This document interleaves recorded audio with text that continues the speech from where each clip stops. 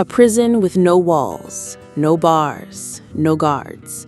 A prison you built yourself, brick by invisible brick, with every decision you didn't make, every word you didn't say, and every dream you let fade into silence.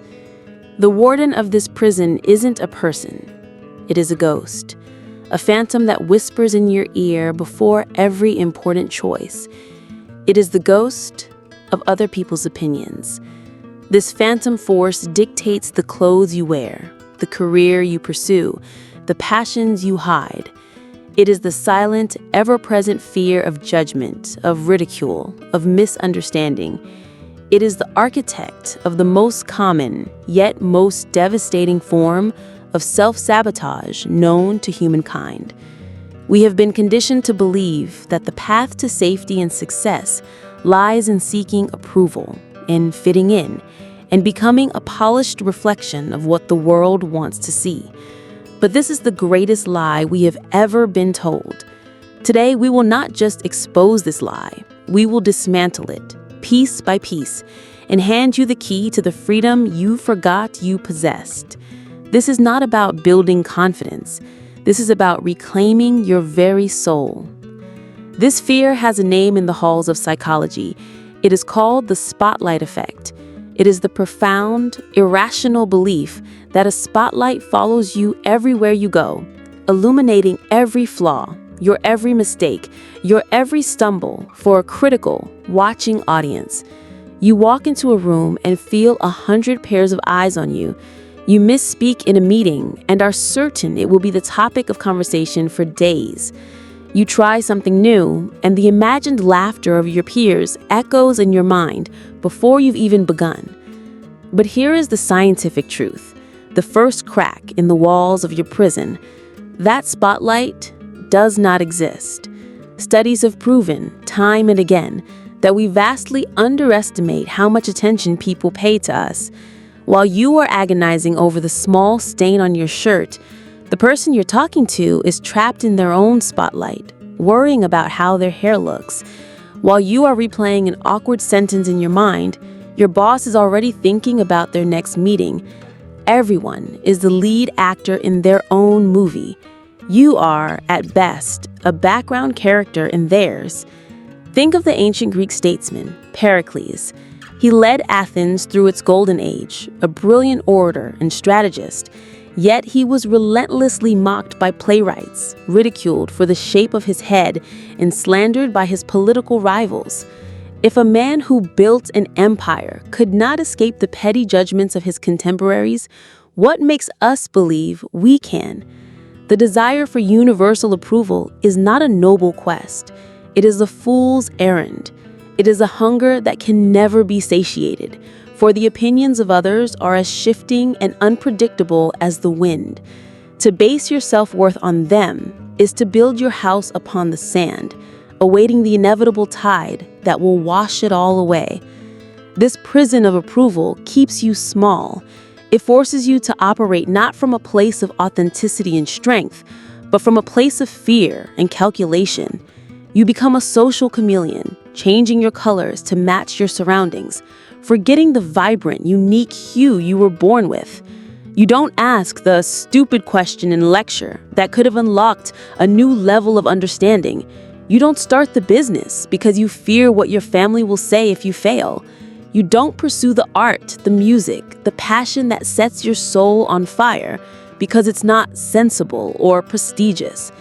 Each time you surrender to this fear, another invisible brick is laid, and you become more and more a stranger to your true self. But how do we begin the escape? First, we must understand the nature of our captors, which are nothing more than illusions. To dismantle a prison, you must first understand that its walls are made of paper. The power that other people's opinions hold over you is an illusion, a masterfully crafted mirage built on a foundation of myths we rarely dare to question. It is time to burn that foundation to the ground.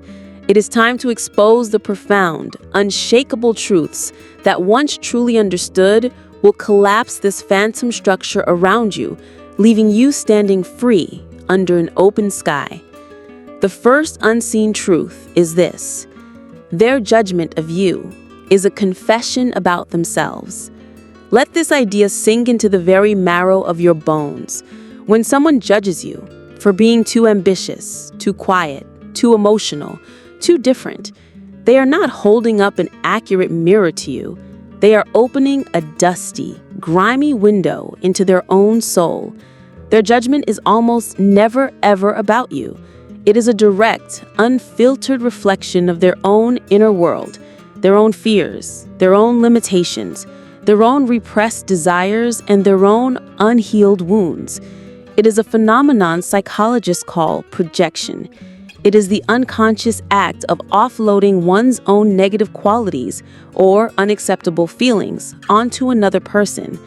It is easier to call you a reckless dreamer than it is for them to confront the suffocating fear that has kept them from ever pursuing their own dream. It is easier to label you as an arrogant show-off than it is for them to admit they are terrified of taking up space, of being seen, of claiming their own worth. Their words are not a verdict on your character. They are a confession of their own. As the great philosopher Carl Jung so wisely stated, everything that irritates us about others can lead us to an understanding of ourselves. This is the secret. You can invert their judgment. When you feel the sting of criticism, do not internalize it. Instead, observe it with the detached curiosity of a scientist. Ask yourself, what insecurity in this person is making them say this? What fear are they revealing? What limitation are they projecting onto me? When you do this, the power dynamic shifts entirely. Their criticism is no longer a weapon that can wound you.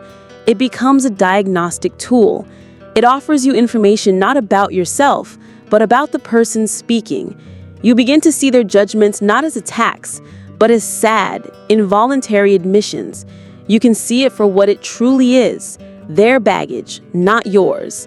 And you can make the conscious, powerful choice to not carry it for them. The second unseen truth: you are trying to please a jury that does not exist.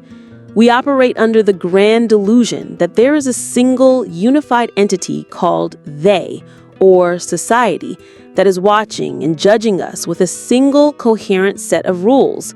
This is a complete fiction. This jury is a ghost. Who are they, really?